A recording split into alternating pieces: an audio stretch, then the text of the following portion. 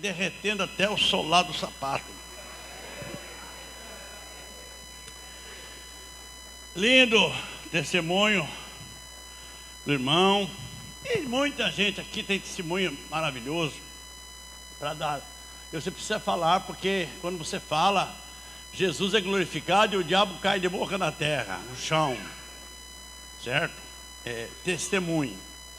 Se você estudar o livro de Atos dos Apóstolos, você vai ver que sempre que o apóstolo Paulo pregou e impactou até reis, no caso do rei Agripa e outros, ele contou o testemunho dele. Ele falou quem ele era antes de Cristo e agora o que ele é depois de Cristo. E nós todos temos uma história assim, né, irmãos? É a nossa história essa aqui. A maior mensagem sua, minha, é o que Jesus fez em nós. Não esqueça disso, tá bom? Eu não quero mais citar comentários sobre a chácara. Só quero dizer o seguinte, irmãos. Eu estou na obra de Deus há quase 50 anos. E eu digo o seguinte, eu resumo tudo isso na seguinte frase: quando você cuida das coisas de Deus, Deus cuida das suas. E quem será que cuida melhor?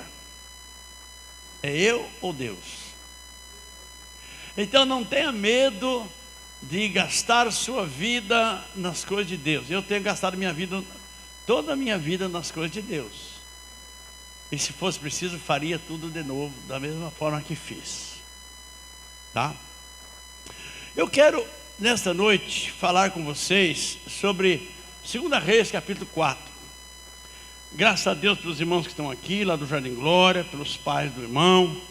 E que Deus abençoe as suas vidas. Eu quero falar lá sobre 2 Reis, capítulo 4, 1 em diante. É um texto muito conhecido. Mas eu tenho voltado e tirado lições, quero compartilhar com os irmãos. Uma mulher, das mulheres dos filhos dos profetas, clamou a Eliseu dizendo: meu marido, teu servo, morreu, e tu sabes que o teu servo temia o Senhor. E veio o credor para levar os meus 2 filhos para serem servos, escravos. E Eliseu lhe disse: que te hei de fazer? Dize-me o que é que tu tens em casa.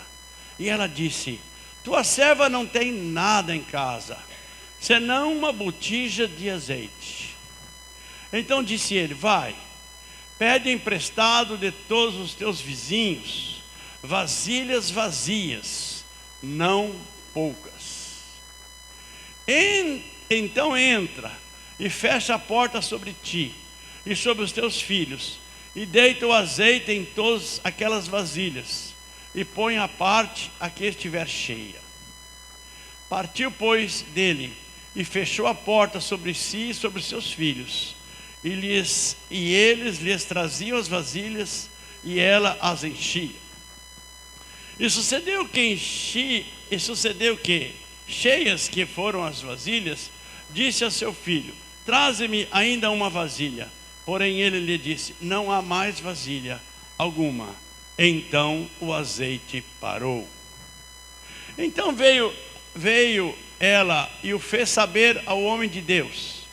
E disse ele: vai, vende o azeite e paga a tua dívida, e tu e teus filhos vivei do resto. Oremos. Nosso Pai Celeste, obrigado pela tua graça, pela tua misericórdia, pelas quantas bênçãos que o Senhor tem proporcionado a cada um de nós, como já temos visto aqui nesta noite. E o privilégio que temos de te louvar, te adorar, o único Deus verdadeiro, Criador dos céus e da terra. Ó Deus, nós te agradecemos por esse privilégio. E queremos agora orar, Senhor Deus, pedindo a tua bênção para esse momento da tua palavra. Que teu Espírito Santo trabalhe em cada coração aqui agora. Todo impedimento, toda opressão, toda perturbação, eu repreendo e eu proíbo nesse lugar, em nome de nosso Senhor e Salvador Jesus Cristo. Que o Senhor abençoe e tome o teu povo nas tuas mãos aqui agora, em nome de Jesus. Amém? Eu quero falar sobre aquele tema ali. Quando precisamos de ajuda? Quando que nós precisamos de ajuda? Você precisa de ajuda sempre? Tem algum momento na sua vida que você precisa de ajuda? Eu quero perguntar a você: você já se viu em situação complicada, numa situação difícil, em que você não tinha como sair daquilo ali? Para todo lado que você olhava, olha lá, em sua vida, não via saída, sem solução, todos os caminhos estavam fechados. Com certeza, irmãos, todos nós aqui, algum dia nós já vivemos, ou temos vivido isso todo dia, ou vamos a qualquer momento, por circunstâncias mais diversas, nos vemos numa situação como aquela ali, em que você não vislumbra nem um caminho aberto, todo o caminho está fechado, tudo está, parece que impedido na nossa vida, e nós estamos numa situação de aperto. Quantas vezes nós já vivemos situações assim? É a hora da ajuda. Pena é, meus irmãos, que muitas pessoas, movidas pelo orgulho e pela soberba, não procuram ajuda. E eu já ouvi pessoas falar assim: não, eu não preciso de ajuda, eu me viro sozinho, comigo é eu no céu e Deus na terra, desse jeito, né? Mas eu quero mostrar a vocês hoje uma pessoa que estava num grande aperto, e a ajuda chegou. E os passos dessa ajuda não foram meras consequências. Houve alguma coisa que trouxe a ajuda e a solução que ela precisava. Vejam bem, na história que nós lemos, a mulher tinha ficado viúva. Ela tinha 2 filhos. E além de estar viúva agora, ter perdido o marido, e acho que é um prejuízo muito grande, né? A mulher perdeu o marido. Ela tinha herdado uma dívida, tinha ficado uma dívida. O marido, quando vivo, tinha construído uma dívida, não sabemos por que razão, mas ele era devedor e ele morreu. E agora ela tinha que assumir a dívida. E ela diz para o profeta que o credor chegou para receber a dívida.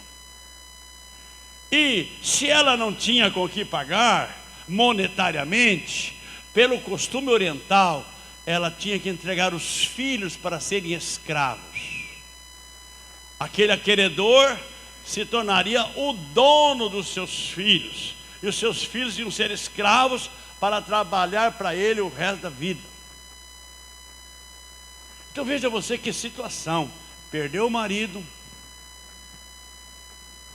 e agora ia perder os 2 filhos. Tenta imaginar que situação lastimável de uma viúva. Hoje as viúvas, tem viúva que perde o marido e ganha aposentadoria. Aqui no Brasil é assim, né? Mas lá não. Lá as viúvas eram tratadas igual são tratadas as viúvas na Índia. Você sabe como é que lá na Índia tratam as viúvas? Viúva é lixo, viúva é jogada. Viúva vive por misericórdia. Ela é expulsa da casa. Ela não tem marido. Ela é tratada como animal, como cachorro sem dono aqui na rua, aqui no Imperial. Sabia disso? Lá na Índia acontece isso hoje. Essa mulher perdeu o marido e ia perder os filhos para poder pagar a conta. Ela estava numa situação complicada. O que é que ela tinha? Vamos começar a trabalhar então do que ela tinha. O que ela tinha? De cara de uma dívida, né? Segundo, ela tinha 2 filhos. Terceiro, ela tinha uma botija com um pouco de azeite. Tinha um pouco de azeite numa botija. E o último lá é intrigante, né? Tinha uma promessa de bênção.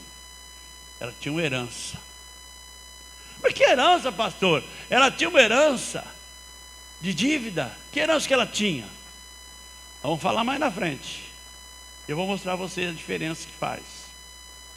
Então aquilo ali é o que ela tinha.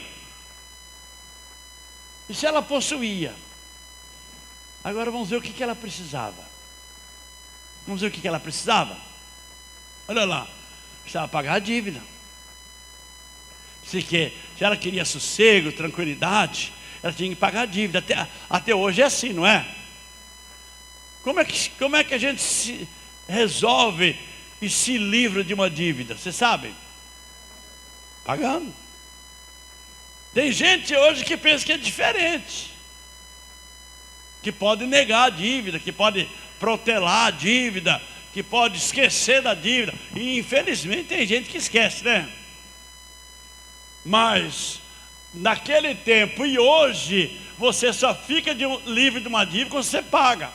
Enquanto você não pagar, aquela dívida é uma brecha na sua vida, para um demônio entrar e secar a sua vida financeira. E eu conheço gente que não pagou a dívida e as coisas foram só cada vez mais complicando na vida daquela pessoa. E a cada dia ele tinha mais dívida para pagar. Certo? Olha lá, ela precisava de uma pessoa de Deus para a sua vida. O obreiro filho de Rosário Oeste pregou aqui esses dias sobre esse assunto, da necessidade que você tem de procurar uma pessoa de Deus, para essa pessoa liberar a palavra profética na sua vida. E ele pregou sobre aquele episódio lá registrado em Atos capítulo 4, quando Pedro e João foram para o templo, e lá estava um paralítico na porta do templo pedindo esmola. E aquele paralítico, naquele dia, ele pediu a esmola para a pessoa certa. Era 2 homens de Deus, Marquinho, indo para a igreja. Você pede ajuda para quem? Para gente que está indo para o inferno? Vai perder seu tempo. Esse não tem nada para dar. Achei linda a palavra que Deus usou o irmão Filho para falar aqui. Você precisa de um homem ou uma mulher de Deus na sua vida. Olha lá, aquela mulher precisava de um homem de Deus, de um profeta. Ela não saiu escabelada, ela não saiu desesperada, ela não saiu desvariada, ela não foi para qualquer um, ela não compartilhou a sua situação a qualquer um. Porque às vezes você pode contar algo da sua vida para uma pessoa, e a pessoa vai virar para você e falar: bem feito, tomara que morra seco. E vai morrer, sabia? Porque as pessoas não sabem o poder que tem a palavra. Então aquela mulher estava se vendo naquele aperto, naquela dificuldade, num beco sem saída, e ela foi para um homem de Deus. Ela soube, está chegando na cidade um homem de Deus. Quem é? É o profeta Eliseu. Lá em Israel, esse homem tem feito coisa extraordinária lá. Ela foi para ele. Eu quero perguntar a você sinceramente nessa noite, igual o filho perguntou: com quem que você tem andado? Eu gostei que os irmãos falaram aqui que fulano, ciclano é minha cobertura, eu sou discípulo dele, eu sou discipulador dele. Irmãos, se você não tem ninguém para cuidar de você, profetizar na sua vida, a sua vida vai para baixo. A sua vida não vai para frente. Olha lá, a mulher tinha agora o homem de Deus. Mas olha o que ela precisava. O homem de Deus mandou ela fazer um negócio esquisito, né? Perguntou assim para ela: o que você tem na sua casa? Porque é o seguinte, quero mostrar para vocês uma coisa aqui. Deus trabalha com princípio. Tem que ter um princípio.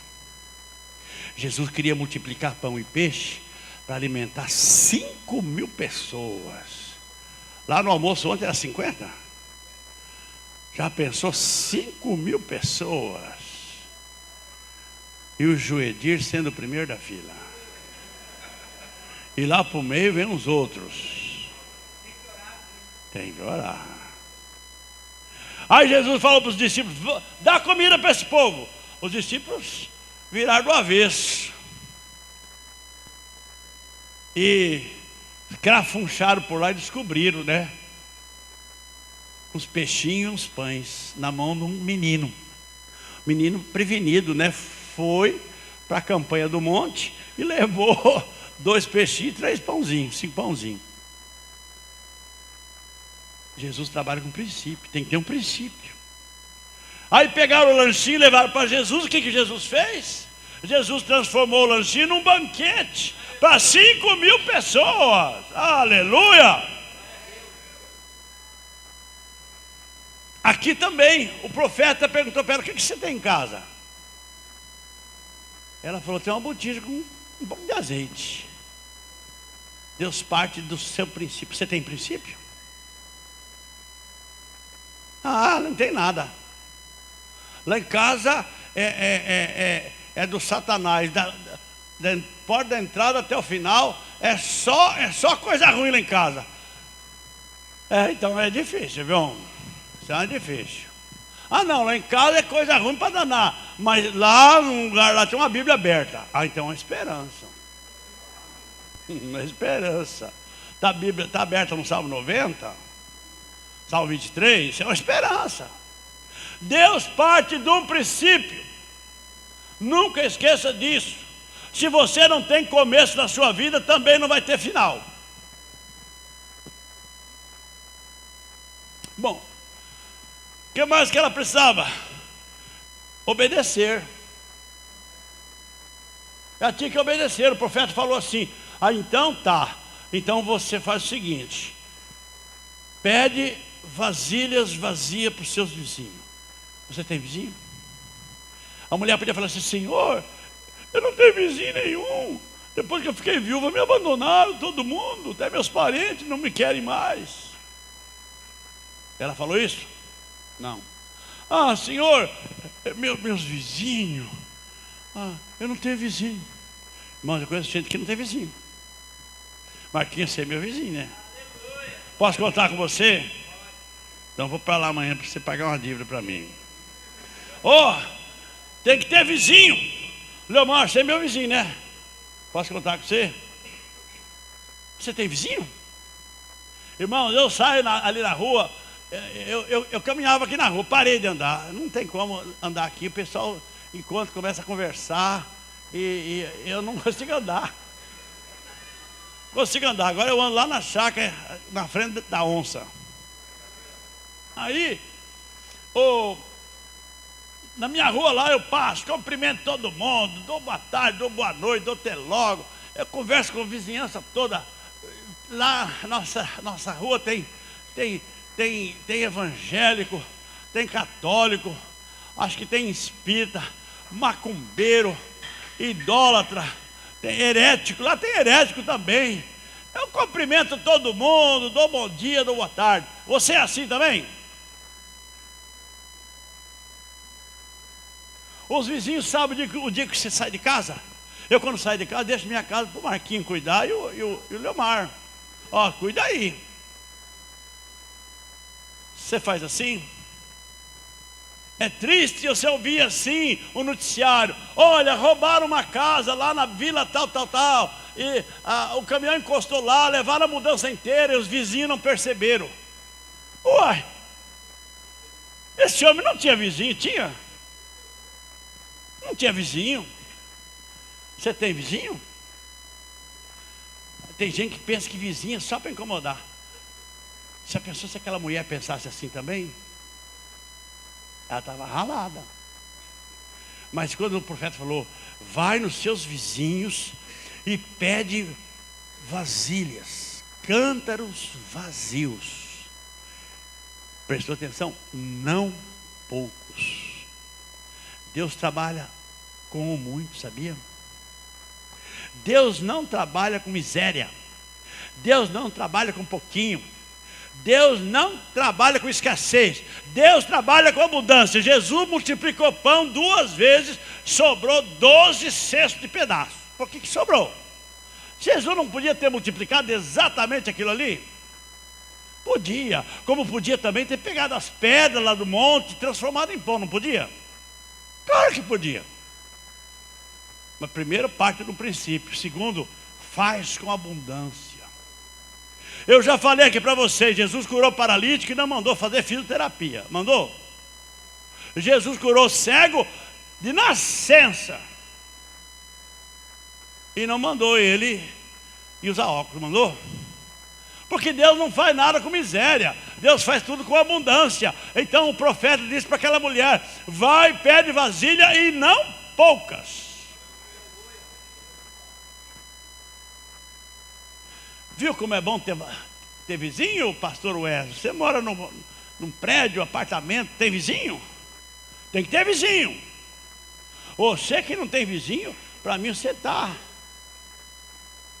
em perigo. Você tem que ter vizinho. E vizinho que vai te ajudar na hora que você mais precisa. Não é só na hora da festa, não, mas na hora que você mais precisa. Você vai contar com eles. Pedir vasilha aos vizinhos. Obedecer, crer. Ela podia ter questionado o profeta, mas Senhor, eu estou precisando de pagar disso, não manda eu fazer isso. Isso é uma coisa muito séria, irmãos. Muitos de nós temos dificuldades porque nós não cremos, e segundo, porque nós não obedecemos. Os nossos líderes traçam a caminhada, mas nós arrepiamos. Nós falamos, não, eu não concordo com isso. Se a mulher tivesse dito isso, ela tinha tido vitória? Não. E uma coisa interessante que eu descobri nisso aqui, que o profeta falou assim para ela: pega as vasilhas, entra para dentro da tua casa com os teus filhos e fecha a porta. Você pensou, por que isso? Você tinha pensado nisso? A gente lê e não presta atenção, né? Irmãos, na tradição judaica, quando uma família se reúne dentro de casa e fecha a porta, algo vai acontecer. Muitas vezes, pastor Júnior, o pai vai dar uma surra na criançada e a mãe vai segurar. Aí fecha a porta para não ter problema de, né? Para as crianças não correr e pular o muro e entrar no mato afora. Então fecha a porta, reúne a família vem cá. Você precisa fazer isso. Talvez diariamente. Reúne a família dentro de casa e fecha a porta. A Bíblia diz, a Bíblia ensina, e a cultura também ensina, que quando um pai faz isso, alguma coisa vai acontecer. Você já leu aquele versículo que Jesus falou assim: quando orares, entra no teu quarto, fecha a porta e fala com teu pai em secreto que te ouvirá. Não está escrito assim? Esse negócio de fechar a porta é importante. Por que o profeta observou isso para ela? Porque, irmãos, ia acontecer algo tremendo. Ia acontecer algo extraordinário. Ia acontecer um grande feito de Deus na vida daquela mulher e daqueles filhos. Então, tinha que fechar a porta. Outra coisa, era para eles. Não era para os transeuntes que passam pela rua, que criticam. Eu lembro quando Jesus foi ressuscitar a filha de Jairo. Ele chegou lá, o povo estava lá chorando. Aquele gritalheido, chorando a morte da menina. Jesus falou: sai todo mundo. Sai para lá. Os gueludos, os barulhentos, sai para lá. Isso é puro fingimento. E ali ficou Jesus, Pedro, Tiago e João, e o pai e a mãe da menina. E só daí, eu acho que Jesus fechou a porta, viu? Tocou todo mundo para fora, os chorões falsos, e aí fechou a porta, e Jesus pegou na mão dela e falou: menina, te digo, levanta. Levanta e anda. Ele falou assim. Então, o Eliseu falou para aquela mulher: fecha a porta, porque algo grande, milagroso vai acontecer no seio da sua casa, da sua família.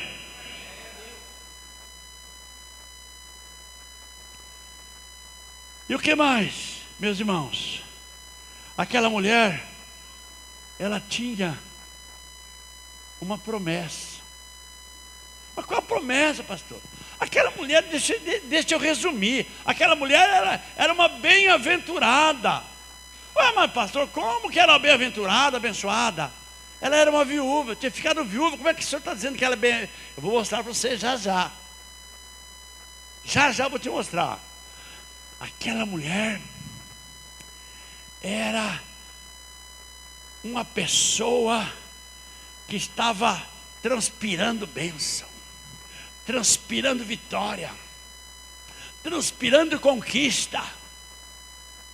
Mas como, pastor? Aquela mulher era uma viúva, estava endividada. Ela falou uma frase para o profeta que explica tudo isso que eu estou falando agora. Ela disse: tua serva ficou viúva, e o Senhor sabe que o meu marido temia a Deus. Minha irmã que está aqui hoje à noite, se for para você ficar viúva, que você fique viúva de um homem que teme a Deus, viu? Por quê? Aqui está o grande ensino, irmãos. Porque o pai abençoado, o pai que teme a Deus, ele projeta a bênção para a descendência, é ou não é?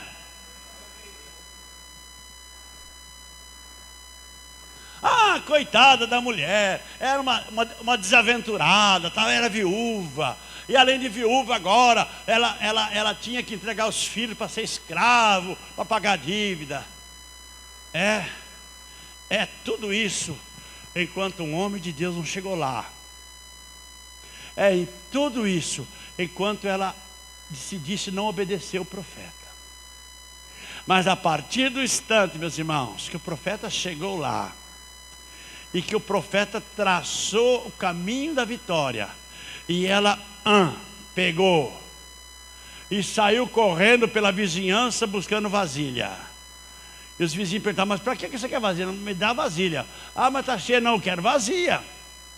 Geralmente a gente quer cheio, viu, Marquinhos? Se eu for lá pedir para você alguma coisa, você manda cheio, tá? Manda cheio. Você também. Mas a mulher queria vasilha vazia. Todo mundo perguntou: mas para que você quer isso? Deixa quieto. Me dá aí, me dá logo. Quanto você tem? Quem crê e obedece, vê o milagre. E aí, meus irmãos, ela recebe a bênção, porque ela não era uma viúva qualquer. Ela era viúva de um homem de Deus. Aqui eu quero dar um toque para os pais. Você, pai e mãe, você pode projetar a vida do seu filho. Tem muitos filhos que é uma desgraça, porque os pais não souberam projetar na vida deles, não souberam construir. Eu posso falar isso de cadeira, porque eu tenho 3 filhos homens, 3 são pastor. Minha filha é casada com um pastor. Graças a Deus, que Deus me deu esse entendimento de projetar na vida deles, investir na vida deles. Porque o pai baliza a vitória da família. A família que não tiver um pai balizado, ela é uma família desnorteada. Mas esta mulher era bem-aventurada. Mas como bem-aventurada? Estava viúva. Como bem-aventurada? Ela tinha dívida. Era viúva de um homem de Deus. E agora chega na casa dela um homem de Deus. E esse homem de Deus traça o caminho da vitória dela. E ela abraça, ela pega 100% daquilo. E a Bíblia diz que ela foi derramando aquele azeite e foi enchendo as vasilhas. E o azeite da botija que era dela não acabava. Enquanto tinha vasilha vazia, o azeite estava derramando. Ela chegou até a pedir para o meu filho, fulano, me traz mais uma vasilha. Mamãe, as vasilhas acabaram. Quando ele falou assim, o azeite cessou. Eu quero dizer a você que nessa noite, enquanto você quiser receber de Deus, Deus vai te dar. Deus vai derramar na sua vida. O quanto você desejar, o quanto você tiver como receber, como agregar, como recolher essa bênção, Deus vai dar na sua vida. E é nessa noite, em nome de Jesus. Olha lá, concluindo. Será que somos humildes para reconhecer que precisamos e pedir ajuda? Precisamos e pedir ajuda? Será que somos capazes de crer no impossível, acreditar no inacreditável? Muitas coisas de Deus não acontecem porque somos incrédulos. Porque Jesus não fez muitos milagres em Nazaré? Você sabia que das cidades por onde Jesus andou, uma das cidades em que ele fez pouquíssimos sinais e milagres foi em Nazaré? Sabe por quê? Porque a sociedade de Nazaré tinha visto aquele Jesus, aquele menino, lá junto com José Carpinteiro. Lá na carpintaria. Ele viu talvez Jesus fazer arapuca. Talvez viu Jesus empinar pipa pela rua. Aí sai dali, Jesus vai para a Judéia, é batizado por João Batista, passa pela tentação, reúne os seus discípulos, e aí volta Jesus para Nazaré. Chega em Nazaré, o povo fala: esse aí não é o filho do carpinteiro? Não está aí a mãe dele, as irmãs dele? Não é Tiago e Judas, irmão dele?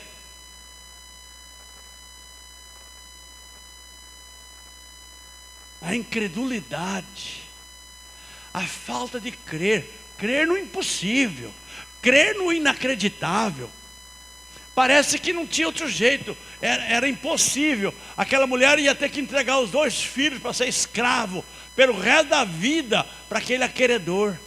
Ela não tinha saída. Mas veja bem, de repente as coisas começam a se mover. A herança de Deus que o marido tinha projetado na vida dela e na vida dos filhos começa a se mover. E Deus guia esse homem chamado Eliseu para ir lá. Olha como Deus entra na causa das viúvas e dos órfãos. Porque ela agora era uma viúva e os filhos eram órfãos. E uma dívida em cima deles. Mas Deus agora começa a mover. Meu irmão, quero perguntar a você: você está plantando para que seja movido sua família futuramente? Seus filhos, sua família, sua descendência, seus netos, bisnetos, tataranetos? Para quem que você está semeando? Eu quero dizer uma coisa a vocês aqui nesta noite. Deus se move em direção de socorro para aquela mulher, porque haviam plantado lá atrás, haviam traçado lá atrás. O homem da casa era um homem temente a Deus. E é assim que todo homem precisa ser, é assim que toda mulher precisa ser, uma pessoa temente a Deus.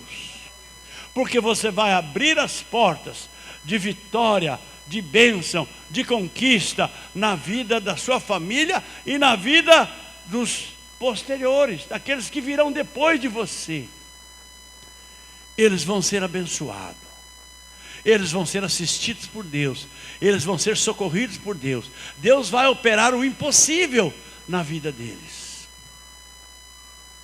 Deus vai realizar algo que ninguém acreditava. Todo mundo olhava e via aquela mulher tendo que entregar os filhos, mas ela não entregou os filhos.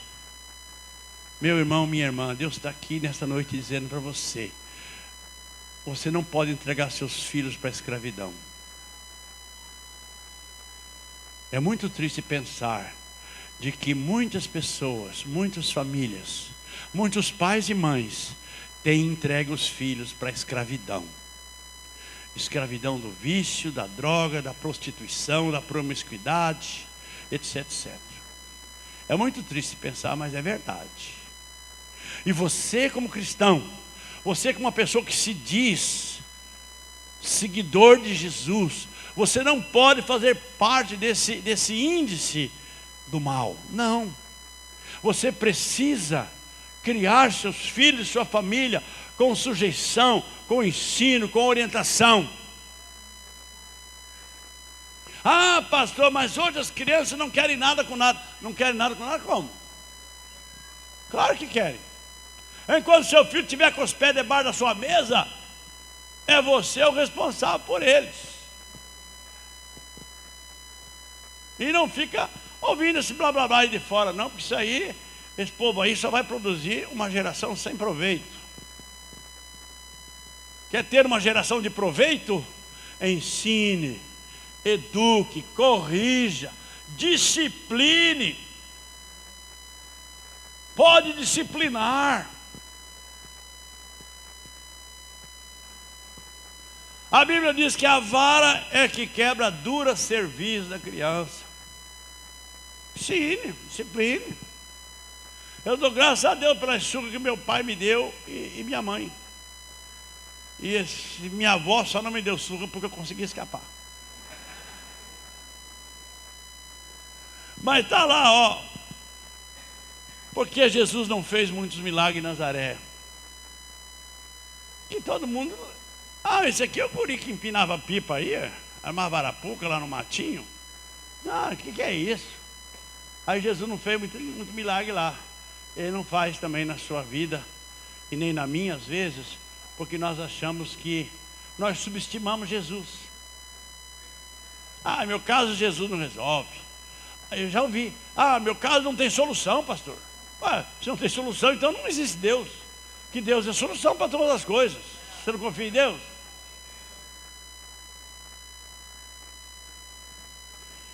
E eu quero encerrar dizendo uma coisa a vocês agora. Não está aqui. Isso aqui vai para a célula, né? É o que eu vou falar aqui não vai. Vai só para a sua cabeça agora.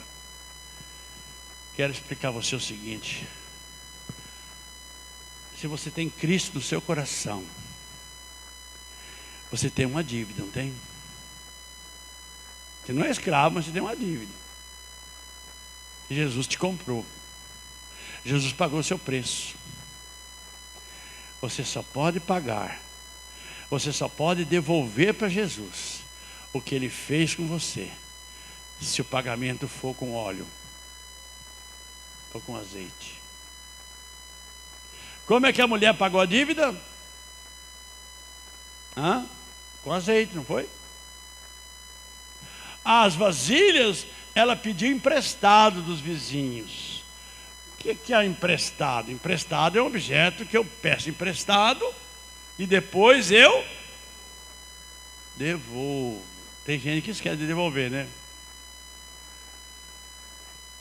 Eu não empresto dinheiro, viu? Já falei para vocês. Se você me pedir dinheiro emprestado e eu tiver, eu não te empresto, eu te dou. Já fiz isso aqui nessa igreja. Se achar que não, faça o teste. Porque tem gente que esquece de devolver. Então a mulher não pagou a dívida com as vasilhas dos vizinhos. Ela pagou a dívida com o azeite do milagre. Você está aqui, você tem uma dívida para Jesus, não tem? Você não tem mais uma dívida para Satanás, para o diabo. Você não deve para o diabo. Por isso você não é candidato à escravidão. Você é candidato a ser servo. Do diabo éramos escravos. De Jesus eu sou servo. Você é servo, serva. Mas eu tenho uma dívida com Jesus. Porque Ele me comprou. Ele derramou o sangue precioso dele por mim na cruz.